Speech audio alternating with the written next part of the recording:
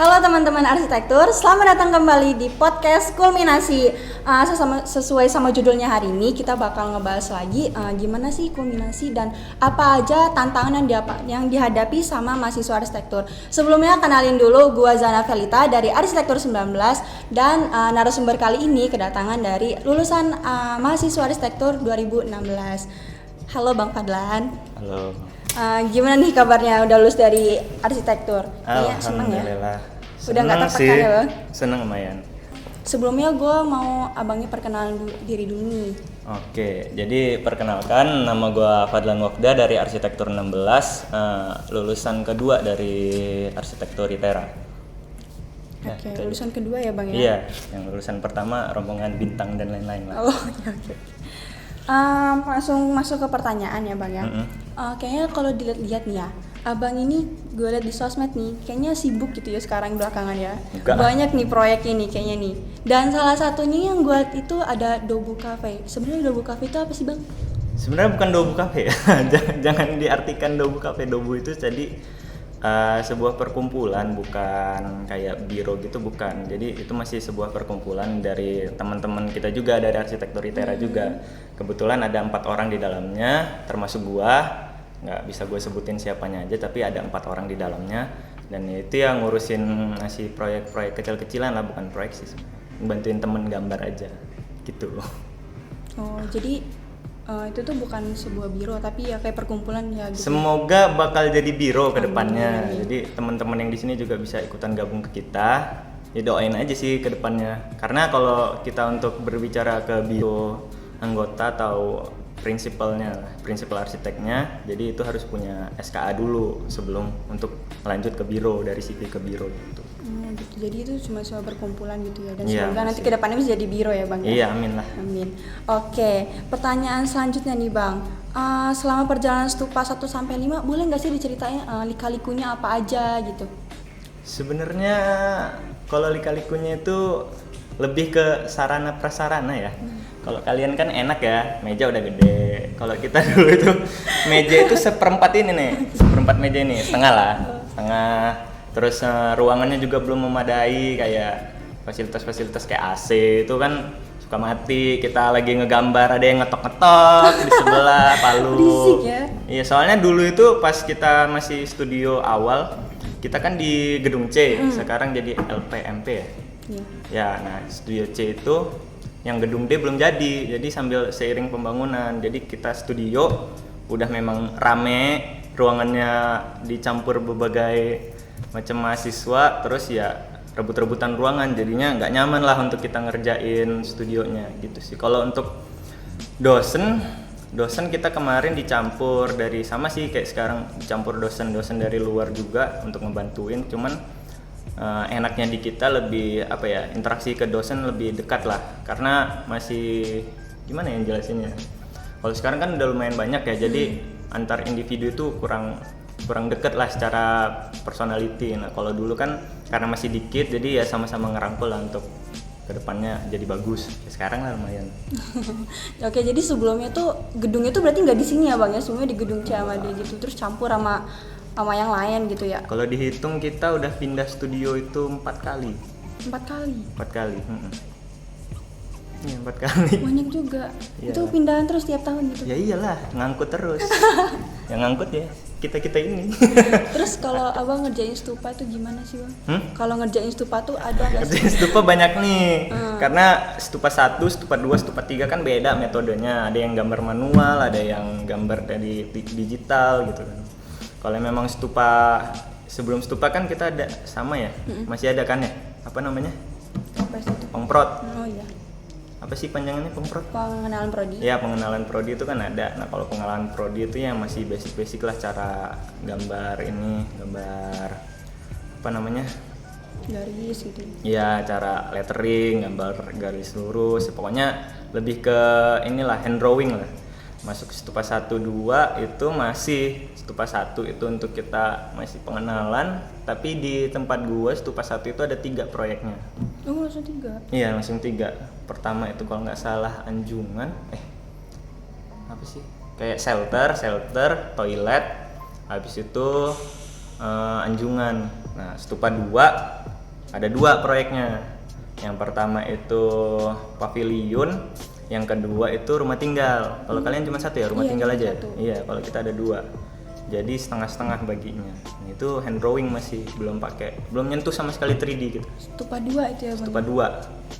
Semester 4. Nah, masuk semester 3 baru kita ada studio komputasi.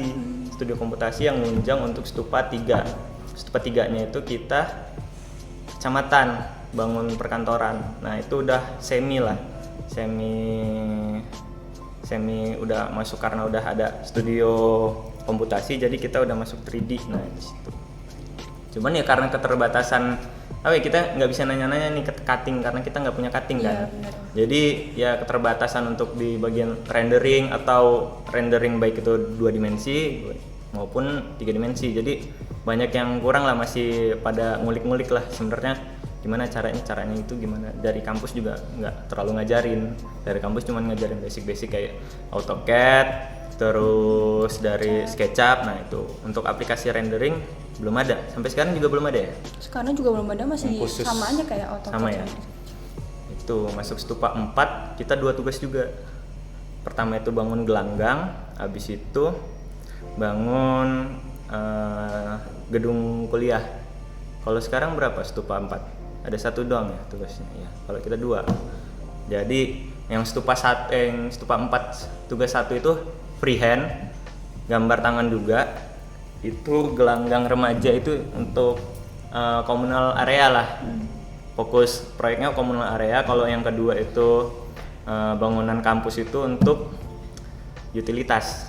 Sama kan, di sini juga semester 4 itu ada utilitasnya gitu. Stupa 5 ya perumahan lebih kompleks, dari communal space jadi urban space gitu. Habis itu lanjut ke TA, udah gitu aja. Kalau itunya ya cuman di sarana itu fasilitas aja. Kalau yang lain-lain sih makin kesini makin membaik lah.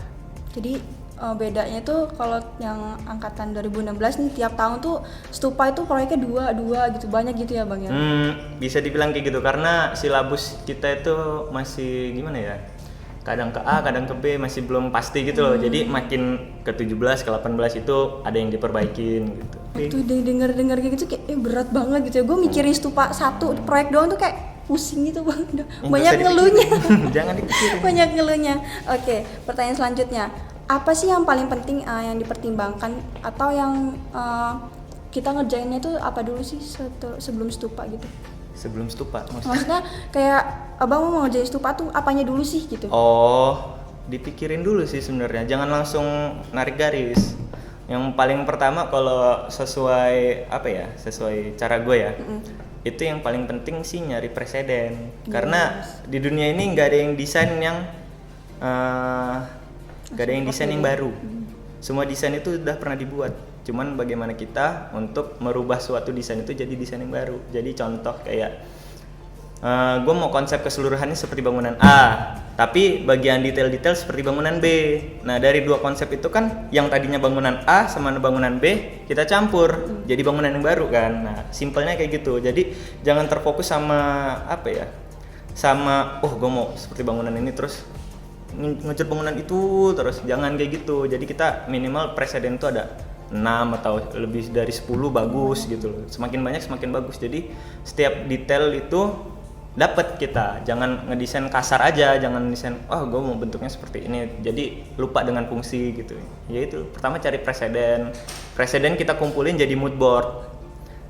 Paling penting itu sekarang mahasiswa-mahasiswa itu nggak punya mood board. Jadi acuan untuk ngedesainnya itu berantakan. Setiap tugas itu beda-beda alurnya. Iya, kalau saran gua sebagai orang yang udah selesai ya, kebetulan aja udah selesai, jadi iya kebetulan udah duluan lah, lahir duluan. Jadi mau ngasih tahu ke kalian yang bawa-bawa ini, enaknya kumpulin mood board. Jadi misalnya kalian suka sama si arsitek A, desain arsitek A ini literasinya begini terus. Misalnya dia ngejar bangunan kayak konsep A atau konsep B. Nah, kita strike the pattern itu aja, udah ngikutin itu aja, jangan berubah-berubah identitas kita. Kalau bisa dari sekarang gitu. Jadi semakin kesini semakin kental konsep desainnya. Jadi orang itu ngeliat bangunan kita tanpa dikasih tahu pun udah tahu kalau itu yang ngedesain kita gitu loh.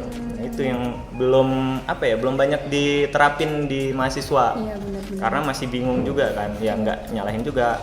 Tapi alangkah baiknya dari sekarang udah dipikirkan lah untuk ngebuat suatu mood board yang mengerucut ke suatu konsep gitu. Bener sih Bang, karena banyak dari mahasiswa yang sekarang gitu kalau misalkan ngedesain tuh ya ngeliat presiden ini stupa depan beda lagi, nah, beda ya, ini jaga. Kalau bisa sih, kalau nggak bisa ya nggak apa-apa. Ya, bener-bener. Iya. Terus selama di arsitektur nih Bang, Abang ada nggak sih suka dukanya gitu? Apa seneng terus gitu selama ngerjain stupa gitu kan? Seneng terus, kebalikannya. Kebalikannya. Duka terus. Nggak sih, kalau suka duka apa ya? Ya sukanya itu ya punya temen banyak, nggak punya temen banyak juga sih, temennya juga dikit sebenarnya. Cuman ya rame lah dulu, kayak karena angkatan pertama jadi kayak serasa rame aja zaman dulu, kayak apa-apa bareng gitu. Kayak mulai sesuatu itu secara bersama-sama gitu loh. Walaupun sekarang masih kayak gitu ya, tapi ya di angkatan gue kerasa banget lah, karena dari dulu kayak masih ya itu tadi dari fasilitas kan kurang, jadi kitanya empot-empotan gitu loh, ngerjainnya agak terhalang gitu loh. Kalau sekarang kan udah lumayan gitu, jadi ya itu sih suka dukanya ke fasilitas, terus kayak yang lain-lain, dan kayak tadi itu silabus yang belum jelas, jadi mahasiswanya juga bingung, dosen yang masih terbatas, jadi ya ada plus minusnya sih dosen terbatas, jadi kita lebih dekat ke dosen, tapi kitanya jadi ini kurang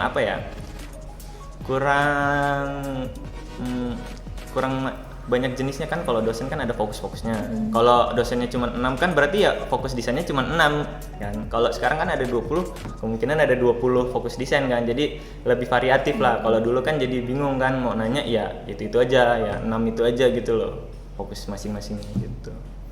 Terus setelah lulus dari arsitektur ITERA nih, apa sih Bang yang Abang lakuin? Apakah gimana, susah nggak sih Bang? Setelah lulus tuh nyari kerja tuh susah nggak sih? Sebenarnya yang paling diuntungin itu kan sekarang lagi masa pandemik ya. Nah, sebenarnya kan kalau orang-orang banyak malah kehilangan pekerjaan. Iya, benar banget. Kebalikannya, kalau kita rombongan teknik itu masih berjalan karena pembangunan masih berjalan gitu loh. Jadi sebenarnya untuk lowongan pekerjaan itu banyak. Cuman dikarenakan gue ngelihatnya itu kampus-kampus sekarang itu banyak menggampangkan meluluskan mahasiswa karena kebetulan lagi COVID. Ya karena studio kita online dan lain-lain, terutama arsitektur ya, kayak studio online, apa-apa online, jadi nggak terlalu yang tadinya itu suatu yang sakral gitu, jadi kayak lebih dimudahkan lah, bukan ya jadi lebih mudah lah untuk lulus gitu. Jadi banyak mahasiswa yang tertumpuk nih, kayak yang mahasiswa sebelumnya belum dapat pekerjaan, sebenarnya lapangan pekerjaannya sama, misalnya lapangan pekerjaannya 100 tapi mahasiswanya ada 200, yang 200 ini belum dapat pekerjaan udah ditambah lagi lulusan baru, jadi numpuk gitu terus. Jadi yang sebenarnya biasa aja lapangan pekerjaan banyak, karena lulusannya juga banyak jadi yang numpuk, jadi ya agak susah jadinya kitanya bersaingnya itu. Pinter-pinter kita bersaing aja sebenarnya. Yang paling dibutuhin kalau kita ini kekuatannya itu di portofolio. Oh iya, benar banget. Portofolio tuh kekuatan utama kita. Walaupun terlepas dari itu ya tetap IP itu tetap dipengaruhin untuk beberapa instansi gitu loh. Biasanya instansi-instansi yang kayak udah PT gitu. Kalau untuk masih CV itu nggak terlalu memperhatiin sih. Yang penting portofolio bagus dan sesuai sama studi arsitekturnya. Jangan kamu masukin portofolio bagus, misalnya kamu mau masukin ke studio contoh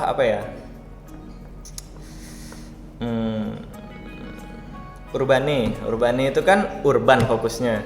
Nah terus studio contoh portofolio kamu itu cuman lingkup bangunan kecil-kecil, nggak ada desain kawasan, kan jomplang nih. Kamu masukin ke studio urban tapi portofolio kamu nggak ada desain urbannya, pasti nggak akan dilirik dong. Pasti orang itu ngelihat yang mana yang bisa desain urban. Nah gitu aja, kita nyesuain kita mau daftar kemana sesuai dengan portofolio kita atau fokus kita, jadi kita kerjanya juga nyaman nanti di dalam studio ataupun bironya gitu. Jangan jomplang. Iya benar sih, karena apa sih kalau misalkan zaman sekarang itu karena lagi pandemi gini ya Bang ya. Yang kata Abang tadi kan nggak terlalu susah, walaupun nggak terlalu susah kan tapi tetap aja diperhatiin tentang portofolionya gitu kan. Itu wajib walaupun nggak pandemi juga Iya, harus. emang harus gitu kan. Oke. Terus pertanyaan selanjutnya nih, tantangan terbesar dalam menghadapi stupa dan bagaimana sih Abang bisa survive-nya gitu? Tantangan terbesarnya itu males lah. Males. Tantangan terbesarnya itu males sebenarnya. Kalau kita ngerjainnya tuh nggak pakai males sebenarnya selesai. Dan ini kan dari himpunan ya. Iya. Nah, sama mau pesan nih ke anak-anak himpunan, apalagi yang mau masuk himpunan. Jadi kita ini di sini di himpunan karena gua mantan pengurus juga dan salah satu orang yang ngebentuk himpunan. Himpunan itu terbentuk untuk mengisi waktu luang di luar akademik. Jangan kebalikannya. Paham ya? Jadi kita buat himpunan saat kita capek di studio, saat kita males di studio atau di pekerjaan kampus kita yang lain, kita larinya ke himpunan. Kita senang-senang di himpunan. Biar mood kita itu balik lagi untuk ngerjain sesuatu yang akademik. Jangan kebalikannya. Jangan sampai kebalikan. Kalau kebalikannya kan jadi kita capek duluan di himpunan. Saat kita mau ngerjain studio dan lain-lain, kita udah terlanjur capek karena ngurusin himpunan. Padahal himpunan itu dibuat kebalikannya. Kita buat himpunan untuk kita seneng-seneng supaya kita ngerjain studionya itu seneng terus. Ini malah kebalikannya. Kita mau ngerjain studio udah kebeban sama kerjaan himpunan. Jadi ya itu sih yang harus diperhatiin. Lebih tantangannya itu lebih memanage waktu.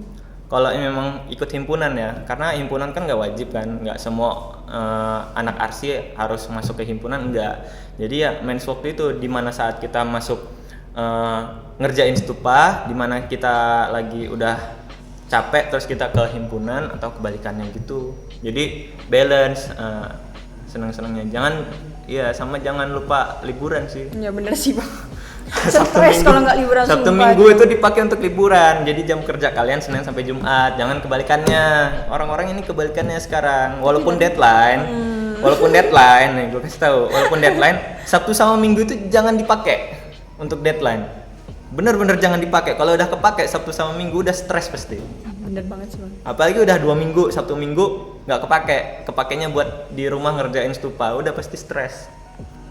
Dipakainya itu ngerjain itu ya Senin sampai Jumat. Kalau kalian ngerasa berat workday apa-apanya kan pasti ada kan hari kosong nggak ada mata kuliah. Nah itu dipakai untuk kerja gitu loh, untuk ngerjain stupa, fokus 1 hari itu. Biasanya kalau memang udah ngerjain 1 hari lebih enak, kita habis ngumpulin langsung kita kerjain itu lebih luas gitu loh.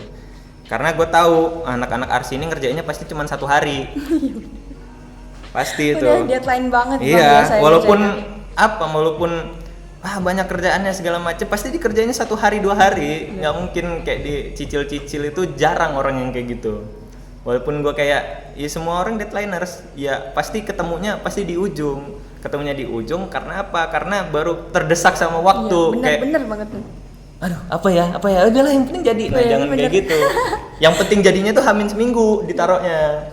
Jadi kita misalnya pengumpulan tanggal 14, kita ngerjainnya tanggal 7. Nah, didesak waktunya itu sama diri kita sendiri, jangan sama kampus. Jadi saat orang lain udah masih gupek, masih riweuh untuk ngurusin deadline, kita udah nyantai gitu loh.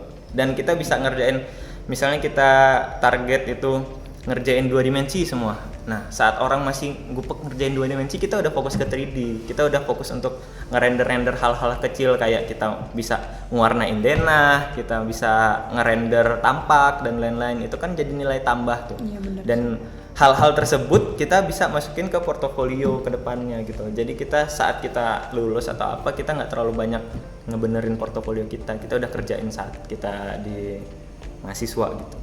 Bener sih. Berarti kalau gini tuh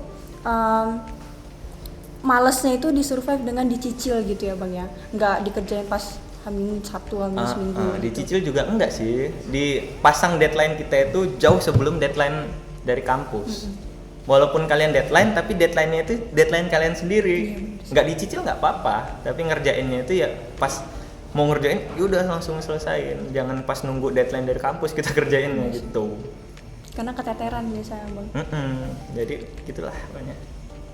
Terus ada nggak sih Bang, kan udah ketemu nih ada di survive gitu kan sama ngerjain stupa. Terus dari Abang sendiri yang udah lulus nih, ada nggak sih tips-tips untuk ngerjain stupa itu sendiri?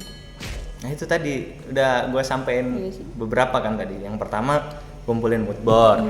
Kalau mood board udah kekumpul, misalnya kalian ngerjain apa sekarang lo ngerjainnya? Kalau gue sih rumah tinggal. Nah, rumah tinggal itu kan dasar dari semuanya. Iya bener. Bisa ngambil dari ruangan, bentuk bangunan, terus area komunal, bagian luar, itu udah termasuk. Jadi kita bisa ngambil fokus dalam satu rumah itu mau konsepnya kemana. Kumpulin nih mood board. Nanti kedepannya misalnya besok kan bangunan perkantoran, lo udah tahu mood board lo kemana gitu. Jadi nggak ngulang hal itu terus, itu kan ngebuang waktu. Itu kan bisa makan waktu seminggu 2 minggu ngumpulin preseden itu. Nah, yang seminggu 2 minggu itu harusnya lo ngumpulin preseden karena lo udah ngumpulin sebelumnya di tugas sebelumnya. Jadi seminggu 2 minggu itu bisa langsung lo pakai untuk kerja, untuk ngecicil buat denah yang langsung jadi gitu loh, bukan denah yang direvisi untuk 2 bulan. Biasanya begitu kan, buat denah direvisinya 2 bulan. Iya benar-benar. Atau buat denah direvisinya sampai pengumpulan. Bener Bang, itu gue sih sebenarnya, ya ampun. Nah itu pertama ngumpulin mood board. Jadi dosen itu udah ciren sama desain kita juga, kayak oh anak ini pasti desainnya kayak gini, oh anak ini pasti arahnya ke sini, oh anak ini arahnya ke vernakular, oh anak ini arahnya ke apa namanya ya, futuristik atau dan lain-lain atau apalah, banyak lah gitu. Jadi pertama itu. Yang kedua ya manage waktu tadi. Manage waktu ya saran gue tadi, kalau memang masih mau deadline, alangkah baiknya dicicil. Cuman kalau memang nggak bisa dicicil, kita buat deadline sendiri di luar deadline kampus itu.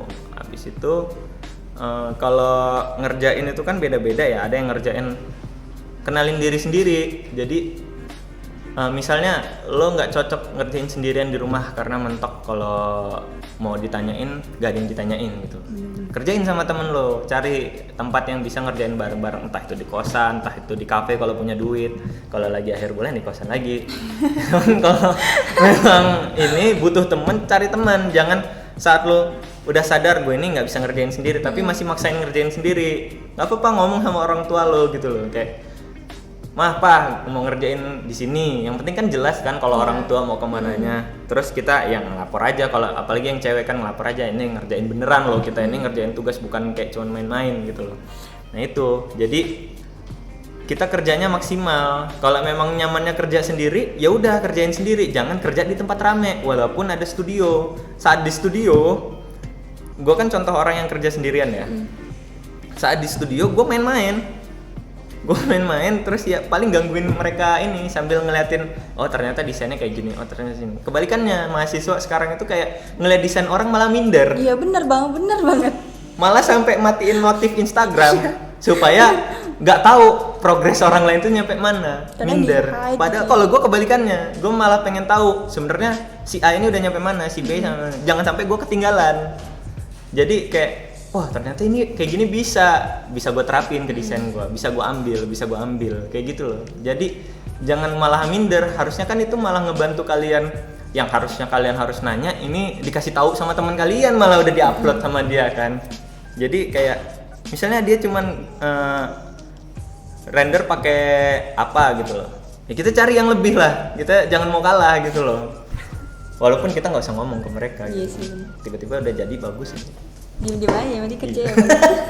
Bedain harga pasar. Iya benar. Jadi kita pertama ngumpulin mood board dulu, karena mood board ini emang berpengaruh banget berarti ya Bang ya, biar nggak minder juga sih sebenarnya kan. Iya, jadi saat kayak kita udah bawa persenjataan lah, Iya. saat mereka datang, mantap. Oke, terus Bang, ada nggak sih dari Abang sendiri kiat-kiat untuk mahasiswa di bawahnya nih untuk ngerjain stupa itu apa aja? Sama ya. Ini sama ya pertanyaannya, sebenarnya sama Bang. Sama. Jawabannya pun sebenarnya sama. Iya itu tadi sama, cuman ya jangan sampai ya banyak tanyain ke atas, karena tugas kalian kan udah pada dikerjain sama yang atas. Iya. Kayak apa yang kalian kerjain itu udah pernah kerjain sama cutting kalian. Kalau kalian punya kenalan cutting ya bagus, jadi kalian lebih mudah lah untuk mengerjakan. Makin sini tuh makin mudah karena kalian nggak harus memikirkan hal yang dipikirin oleh cutting sebelumnya. Kalian tinggal tanya aja ke cutting itu dan minta jelasin ke cuttingnya kalau cuttingnya mau, jangan dipaksa juga gitu loh. Gitu. Itu sih lebih mudahnya kalau untuk ke adik-adik tingkat ya. Oke, gue punya pertanyaan this or that nih. Jadi nanti abang gue tanya nih, hitungan ke 1, 2, 3, abang jawab cepat. Siap ya bang ya? Ya. Cepat tanggap gitu. Iya, jawabnya jangan lama-lama. Harus tegang nggak? Enggak juga sih bang, santai aja bang. Ntar gue ikut tegang nih di sini. Semuanya tegang dari tadi ngeliatin gue. Aja ya bang ya. Oke. Nama pada Yang pertama, S2 atau kerja? 1, 2, 3, kerja. Yang kedua, uang atau waktu? uang. Yang ketiga, telat ngumpul stupa tapi lengkap atau nggak lengkap tapi ngumpulnya tepat waktu? Nggak lengkap tapi ngumpulnya tepat waktu. Nggak lengkap walaupun nggak lengkap bang. Iya, soalnya sama aja nilainya. Ya sama sih, tapi gue lebih milih nggak lengkap bang tapi telat. Iya, soalnya gue nggak pernah nggak lengkap. Sombong banget nih, sombong banget. Oke. Maaf ini. Yang keempat, organisasi atau stupa, deadline stupa? Organisasi. Walaupun deadline. Soalnya nggak pernah deadline. Ya gue salah nanya ini. Oke, yang kelima, ilmu atau pengalaman? Pengalaman. Kenapa nggak ilmu? Karena ilmu itu didapat dari pengalaman. Bener sih. Oke, yang keenam, deadliner atau nyicil? Deadliner. Kenapa nggak nyicil aja bang? Karena gue nggak bisa nyicil, orangnya deadline. Tapi enakan nyicil bang. Ya, orang nggak bisa jangan dipaksa lah pokoknya. Tahu diri sendiri aja lah. Kalau nggak bisa jangan dipaksain. Oke, yang ketujuh, nikah dulu atau karir dulu? Karir dulu. Padahal enakan nikah atau bang? Kata siapa? Emang lo udah pernah Belum nikah? sih, belum orang lain kayaknya enak Karir nikah dulu dulu, lah. Bang. Enak karir dulu. Tapi kalau nggak ada karir nggak bisa nikah ya bang ya. Itu masalahnya. Proses atau hasil? Hasil. Hasil. Yang kesembilan, laptop rusak pas deadline atau diputusin pacar? Putusin pacar? Jelas ya bang ya? Jelas. Ganggu soalnya ya? Nggak juga sih. Nggak juga, tapi seneng nggak bang? Ah, seneng apa ini? Seneng nggak nih kalau misalkan lu punya pacar pas lagi depan? Ya tergantung pacarnya itu posisinya gimana kan. Kalau dia ngebantuin ya seneng, kalau nggak malah ngerusuin ya mending putus. Berarti kalau pas laptop lo rusak tapi dia bantuin nggak jadi Nggak mungkin diputusin? juga itu. Nggak jadi diputusin? Itu kan pas lagi deadline, Iya sih, kan gue bener. nggak pernah deadline. Nah bener gak? Kayaknya gue salah nih nanya nih. Oke, yang terakhir nih bang, yang terakhir. Selalu tinggal di kota tanpa bepergian atau selalu berpergian tanpa pulang? Selalu berpergian tanpa pulang. Kenapa? Karena posisinya sekarang gue kayak gitu. Iya sih. Iya. Karena lagi nyari kerja juga ya. Enggak juga sih.